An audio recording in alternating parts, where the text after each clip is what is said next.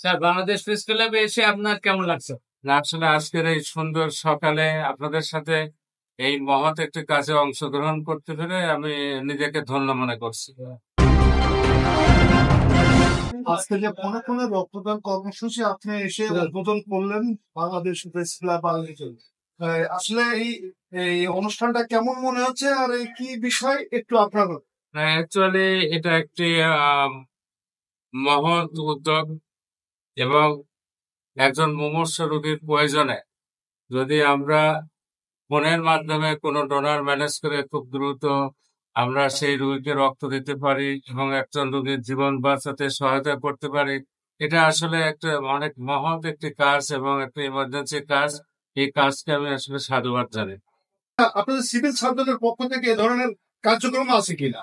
না, এই ধরনের কার্যক্রম আমাদের অফিসিয়াল যেগুলো রয়েছে বিভিন্ন স্বাস্থ্য প্রতিষ্ঠানে ব্লাড ব্যাংক রয়েছে, সেই হিসাবে আমাদের কার্যক্রম রয়েছে, বাট এই ধরনের বিশেষ উদ্যোগে বিভিন্ন সংস্থা আসলে করে থাকে আর আমরা রুটিনলি তো করি।